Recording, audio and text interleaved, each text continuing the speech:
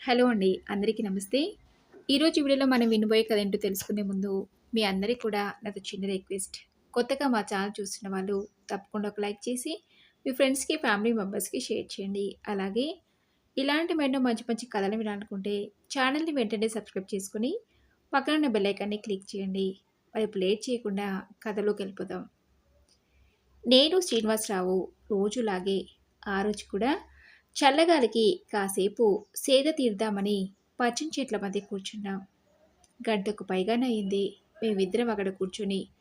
రోజు మేము కలిసిన దగ్గర నుండి తిరిగి మా ఇంట్లోకి వెళ్ళేదాకా గలగల మాట్లాడే శ్రీనివాసరావు ఆ రోజు ఏం మాట్లాడకుండా మౌనంగా కూర్చుని ఉండిపోవడంతో, ఏమైంది శ్రీనివాసరావు, ఏం మాట్లాడకుండా అలా మౌనంగా కూర్చున్నావేంటి? ఒంట్లో ఏమైనా బాగాలేదా? అడిగాను. నా ప్రశ్నకు శ్రీనివాసరావు దగ్గర నుండి ఎలాంటి సమాధానం రాకపోగా, ఏదో పరధ్యానంగా ఉన్నట్టు అనిపించడంతో భుజం మీద చేయి వేసి కుదిపి, ఏమైందని అడిగినా వినిపించుకున్నంత పరధ్యానం ఏంటి? నిన్నే శ్రీనివాసరావు, అసలేమైంది? ఈరోజు ఎందుకలా ఉన్నావు? అడిగాను. కాసేపటికి శ్రీనివాసరావు తేరుకుని, ఇక మీదట మనకి మళ్ళీ ఇలా కలుసుకునే అవకాశం రాకపోవచ్చు అన్నాడు. ఎందుకు? ఏదైనా ఊరికి వెళ్తున్నావా? లేదంటే ఆదిత్యకి వేరే ఊరికి ఏమైనా ట్రాన్స్ఫర్ అయిందా? అడిగాను. అందుకు శ్రీనివాసరావు, ఆ 2 కారణాలు కావు అని చెప్పాడు. మరి ఇంకేంటి? ఇక్కడే ఉంటే రోజు ఎప్పట్లాగే నువ్వు నేను పార్క్ వస్తుంటాం కాబట్టి కలుస్తూనే ఉంటాం కదా అన్నాను. ఆ మాటలకి శ్రీనివాసరావు మళ్ళీ మౌనంగా ఉండిపోయాడు.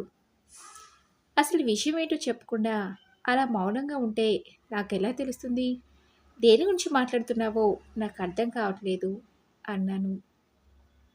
ఈసారి శ్రీనివాసరావు బాధగా, మరో 2 రోజులు నేను సీనియర్ సిటిజన్ హోమ్‌కి వెళ్తున్నాను అన్నాడు. ఏంటి? సీనియర్ సిటిజన్ హోమ్‌కా? ఎందుకు? మీ కొడుకు, కోడలు మిమ్మల్ని బాగానే చూసుకుంటారు కదా! అలాంటప్పుడు సీనియర్ సిటిజన్ హోమ్‌కి వెళ్ళటం ఎందుకు? అడిగాను. ఇన్ని రోజులు నేను అలాగే అనుకున్నాను. భార్యను కోల్పోయి ఒంటరి వాడైన నేను, కొడుకు, కోడలు వాళ్ళ పిల్లల మధ్య హాయిగా ఉంటున్నానని. కానీ ఆదిత్య ఉన్నట్టుండి నన్ను సీనియర్ సిటిజన్ హోమ్‌లో చేర్పించాలని నిర్ణయం తీసుకున్నానని, మరో 2 రోజుల్లో అక్కడికి వెళ్ళడానికి సిద్ధంగా ఉండమని నిన్న రాత్రే నాతో చెప్పాడని చెప్పాడు శ్రీనివాసరావు. ఎందుకు? అని ఆదిత్యని అడగలేదా? అడిగాను శ్రీనివాసరావుని. అందుకు తను, నాకు వాడిని అడిగే అవకాశం ఇవ్వకుండానే నన్ను సీనియర్ సిటిజన్ హోమ్‌కి పంపిస్తున్నందుకు కారణం కూడా వాడే చెప్పాడు చక్రపాణి అన్నాడు. ఏంటా కారణాలు? వృద్ధాప్యంలో తండ్రికి నేనున్నాననే ధైర్యాన్నిచ్చి ఆసరాగా ఉండాల్సింది పోయి, నాన్న మిమ్మల్ని సీనియర్ సిటిజన్ హోమ్‌లో చేర్పిస్తున్నాను, రెడీగా ఉండటని చెప్తాడా? ఏ? అందుకు నీ ఇష్టాయిష్టాలతో పని లేదా? నిన్ను అందులో చేర్పించాలని నిర్ణయం తీసుకునే ముందు అక్కడ ఉండటం మీకు ఇష్టమా లేదా నాన్న అని నిన్ను ఒక మాటైనా అడగాల్సిన అవసరం లేదా?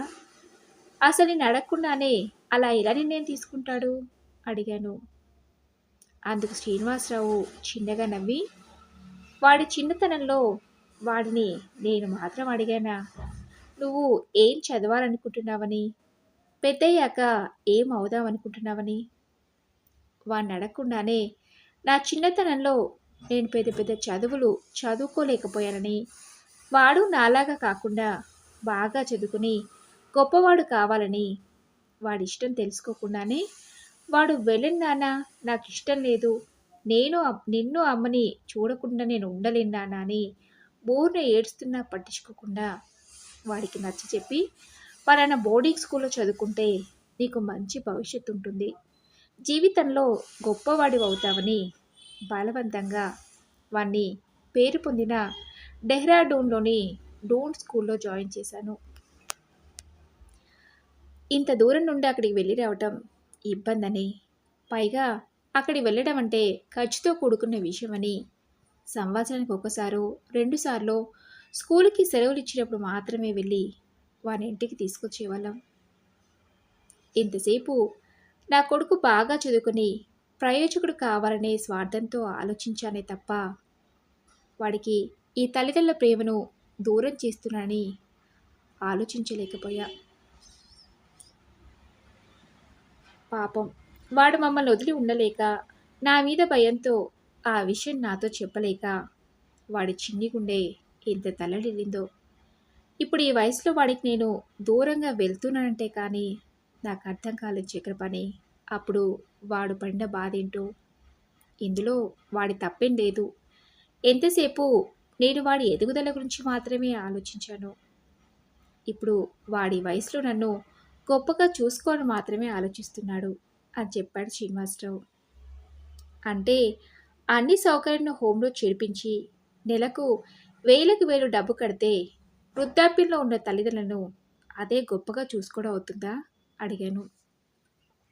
అందుకు శ్రీనివాసరావు వాడిని చిన్నప్పుడు బోర్డింగ్ స్కూల్లో జాయిన్ చేస్తున్న విషయం తెలిసి వాడు నన్ను అదే అడిగాడు చక్రపాణి. నాన్న, మీరు చెప్పినట్టే వింటాను, బుద్ధిగా చదువుకుంటాను, మీరేది చదవమంటే అదే చదువుతాను నాన్న, అంతేకాని నన్ను హాస్టల్లో మాత్రం చేర్పించొద్దు నాన్న అని వాడు ఎంత చెప్పినా వినకుండా చిన్నపిల్లాడు, వాడికి ఏం తెలుసు? అక్కల్లో చదువుకోవడానికి ఉన్న సౌకర్యాలు ఇంట్లో ఉంటే ఉండవని, అక్కడైతే నీకు అన్ని సౌకర్యాలు ఉంటాయని, నీ తోటి వాళ్ళు బోలెడు మంది స్నేహితులు ఉంటారు నీతో ఆడుకోవడానికి, అవుట్డోర్ గేమ్స్, ఇండోర్ గేమ్స్, అందులో నీకు నచ్చిన ఆటలు ఆడుకోవచ్చని నచ్చ చెప్పి పంపించాను. ఒక రకంగా చూస్తే వాడు నాకిప్పుడు అలాగే నచ్చ చెప్పే ప్రయత్నం చేస్తున్నాడు. నాన్న, నేను నీ కోడలు ఉద్యోగాలకు వెళ్తే, పిల్లలిద్దరూ స్కూళ్ళకి వెళ్తే ఇంట్లో మీరు ఒంటరిగా ఉంటున్నారు. మీకా వయసు అయిపోతుంది. ఎప్పుడు ఎవరో ఒకరు తోడుగా ఉండాలి. ఎప్పుడు ఏ అవసరం వస్తుందో తెలియదు. మిమ్మల్ని ఇలా ఒంటరిగా ఇంట్లో ఉంచి వెళ్ళినా ఆఫీస్లో నేను పని మీద దృష్టి పెట్టలేకపోతున్నాను. హోమ్లో అయితే అన్ని సౌకర్యాలు ఉంటాయి. 24 గంటలు వైద్య సదుపాయాలు, ఏది కావాలన్నా అందించే సర్వెంట్స్, మీ వయసుకు తగిన హెల్దీ ఫుడ్, కాలక్షేపానికి లైబ్రరీ. ముఖ్యంగా మీ వయసు వాళ్ళు అక్కడ బోలెడు మంది. మీరు మాతో పాటు ఉంటున్నారన్న మాటే కానీ మీతో తీరిగ్గా కూర్చొని ఓ 4 మాటలైనా మాట్లాడే సమయం కూడా మాకు ఉండట్లేదు నాన్న. ఈ వయసులో మిమ్మల్ని ఇబ్బంది పెడుతున్నారనే బాధ కన్నా హోంలో అన్ని సౌకర్యాల మధ్య ఉంటున్నారనే భావనే నయం అనిపించి ఆ నిర్ణయం తీసుకున్నాను నాన్న అని అన్నాడని చెప్పాడు శ్రీనివాసరావు. మిమ్మల్ని అందరినీ విడిచి ఎవరూ లేని వాళ్ళ నేను అక్కడ ఉండలేనని ఆదిత్య చెప్పలేదా అడిగాను.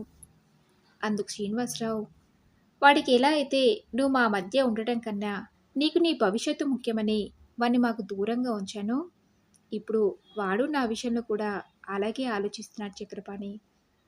నాన్న మా మధ్య ఉండటం కన్నా అన్ని సౌకర్యాల మధ్య తన తోటి వయసు వాళ్ళతో ఉండాలని, అందుకు నెల నెల ఎంత డబ్బైనా పర్వాలేదు కడతానని నన్ను హోంలో చేర్పించడానికి సిద్ధపడ్డాడు. ఇందులో వాడిని అనుకుని మాత్రం ఏం లాభం చక్రపాణి? చేసుకున్న వాడికి చేసుకున్నంత అంటే ఇదేనేమో అంటూ బాధపడ్డాడు శ్రీనివాసరావు. అంటే ఆదిత్య చెప్పినట్టు నువ్వు సీనియర్ సిటిజన్ హోమ్కి వెళ్ళాలని నిర్ణయించుకున్నావన్నమాట అన్నాను. మరి అంతే కదా, వీలుంటే రోజు కాకుండా సంవత్సరానికి ఒకసారైనా మాకు కలుసుకునే అవకాశం ఇవ్వమని ఆ భగవంతుని ప్రార్థిస్తున్నాను చక్రపాణి అంటూ శ్రీనివాసరావు నన్ను తన గుండెలకు హత్తుకొని భారమైన హృదయంతో అక్కడి నుంచి వెళ్ళిపోయాడు. శ్రీనివాసరావుకి నాకు 2 ఏళ్ల క్రితమే పరిచయమైంది. నా పేరు చక్రపాణి, నా భార్య పేరు దేవకి. మాకిద్దరు సంతానం, కొడుకు రఘు, కూతురు పల్లవి.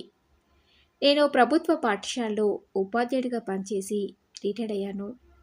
రఘు ఇంజనీరింగ్ పూర్తి చేసి ఉద్యోగరీత్యా హైదరాబాద్లో స్థిరపడ్డాడు. పల్లవి పీజీ పూర్తి చేసి ఓ ప్రైవేటు కాలేజీలో లెక్చరర్గా చేరింది. పిల్లలిద్దరి చదువులు పూర్తయి ఉద్యోగాలు స్థిరపడ్డ కొంతకాలానికి వాళ్ళకు తగిన సంబంధాలను చూసి పెళ్ళిళ్ళు జరిపించాం. వృత్తి బాధ్యతల నుండి రిటైర్డ్ అయ్యి పిల్లల పెళ్ళిళ్ళయ్యాక ఇక మా బాధ్యతలన్నీ తీరిపోయాయని ప్రశాంతంగా ఉంటున్న మమ్మల్ని ఊళ్ళో ఇద్దరు ఏముంటారు నాన్న అని రఘు వాడి దగ్గరికి రమ్మని బలవంత పెట్టడంతో 4 సంవత్సరాలుగా వాడి దగ్గరే ఉంటున్నాం. రఘు ఉండేది అపార్ట్మెంట్లో. పిల్లల దగ్గర ఉండటానికి వచ్చిన మా అలాంటి తల్లిదండ్రులు ఓ ఇద్దరు ముగ్గురు తప్పితే అందరూ అక్కడ ఉద్యోగస్తులే. కాలక్షేపానికి కబుర్లు చెప్పుకోవడానికి ఎవరు ఉండరు. కొడుకు కోడలు ఉదయం ఆఫీసులకి, పిల్లలు స్కూళ్ళకి వెళ్తే సాయంత్రం వాళ్ళు తిరిగొచ్చేదాకా నేను నా భార్య ఇద్దరమే ఇంట్లో ఉండేది. అన్నింటికి పనివాళ్ళు. తిని ఖాళీగా కూర్చోవడం తప్పితే పెద్దగా చేయాల్సిన పనులేమీ ఉండేవి కావు. కాలక్షేపానికి ఏవో మాకు నచ్చిన కొన్ని పుస్తకాలను చదువుకోవడం తప్పితే ఊలోలాగా ఇరుగు పొరుగు వాళ్ళు ఒకరినొకరు పలకరించుకోవటం, కాలక్షేపానికి కబుర్లు చెప్పుకోవడం లాంటివి లేవు. వచ్చిన కొత్తలో సిటీ వాతావరణానికి అలవాటు పడలేక మేము ఊరికే వెళ్తాంరా రఘు అంటే, ఇద్దరు ఈ వయసులో అక్కడ ఉండలేనే కదా నాన్న ఇక్కడికి రమ్మంది. మళ్ళీ ఊరికే వెళ్తానంటారేంటి? మీరు ఊర్లో ఉంటే ఎలా ఉన్నారో ఏంటోనని చాలా కంగారుగా ఉంటుంది. సిటీకి కొత్త కదా, అలాగే అనిపిస్తుంది. కొన్నాళ్ళు పోతే అదే అలవాటు అవుతుందని అనడంతో వాడు ఆలోచించేది కూడా మా గురించి కదా. ఒంట్లో ఓపిక ఉన్న రోజులు ఒంటరిగా ఉండి శరీరం సహకరించిన నాడు పిల్లలకు ఇబ్బందిగా మారటం కన్నా వాళ్ళకి అవసరానికి సహాయపడేలా భార్యాభర్తలు ఇద్దరు ఉద్యోగం వెళ్తే పిల్లలను ఇంటిని చూసుకుంటూ ఇంట్లో పెద్ద దిక్కుగా ఉంటే వాళ్ళకి కాస్త ధైర్యంగా ఉంటుందని మెల్లమెల్లగా సిటీ వాతావరణానికి అలవాటు పడ్డాం. ఉదయం నిద్ర లేవగానే వాకింగ్కి, ఇంట్లో అందరూ వెళ్ళిపోయాక వారంలో ఓ 2-3 రోజులు ఏదైనా గుళ్ళకి వెళ్ళి రావటం, మిగతా 3 రోజులు ఏవైనా సేవా కార్యక్రమాల్లో పాల్గొనటం, సాయంత్రం ఒక గంట సేపు వీధి చివరన ఉన్న పార్కులో చల్లగాలికి సేద తినటం, ఇలాంటి వాటితో ఖాళీగా ఉన్నామనే భావన లేకుండా మమ్మల్ని మేము బిజీగా చేసుకున్నాం. అలా 2 ఏళ్ల క్రితం ఓ రోజు నేను రోజు వెళ్ళే పార్కులో పరిచయం అయ్యాడు శ్రీనివాసరావు. తను కూడా ఈ మధ్యనే తన కొడుకు దగ్గరికి వచ్చారని, మా పక్క అపార్ట్మెంట్లోనే ఉంటున్నామని చెప్పాడు. అలా రోజు సాయంత్రం కలుసుకోవటం, కబుర్లు చెప్పుకోవటం మాకు అలవాటుగా మారింది. శ్రీనివాసరావుకి ఆదిత్య ఒక్కడే సంతానం. శ్రీనివాసరావుకు తన చిన్నతనంలో తనకు బాగా చదువుకుని గొప్పవాణ్ణి కావాలనున్నా అందుకు తన కుటుంబ ఆర్థిక పరిస్థితి కారణంగా చదువుకోలేకపోయానని, అందుకే నా కొడుకును బాగా చదివించి వాణ్ణి గొప్పవాణ్ణి చేశానని మురిసిపోయేవాడు శ్రీనివాసరావు. ఓ ప్రైవేట్ ఉద్యోగం చేసుకుంటూ దుబారా ఖర్చులకు పోకుండా పైసా పైసా పోగు చేసి చిన్నప్పటి నుంచి తన కొడుక్కి కార్పొరేట్ విద్యను అందించాడు. కొడుకు ఇంజనీరింగ్ పూర్తి చేస్తే మురిసిపోయాడు. చదువు పూర్తయిన వెంటనే హైదరాబాద్లోని ఓ పెద్ద కంపెనీలో ఉద్యోగం వచ్చిందని, మంచి జీతమని సంబరపడిపోయాడు. తన కొడుకు పనితీరుకు మెచ్చి ఉద్యోగులు చేరిన కొద్ది కాలానికే ప్రమోషన్ల మీద ప్రమోషన్లు వరిస్తే పొంగిపోయాడు. డబ్బు, కారు, ఇల్లు, హోదాను చూసి తను ఊహించిన దానికన్నా కొడుకు ఎంతో ఎత్తుకు ఎదిగిపోయాడని ముచ్చటపడ్డాడు శ్రీనివాసరావు. భార్య పోయి ఒంటరివాడినైన తనని కంటికి రెప్పలా చూసుకునే కొడుకున్నాడని చాలాసార్లు నాతో చెప్పుకుంటూ సంబరపడ్డాడు శ్రీనివాసరావు.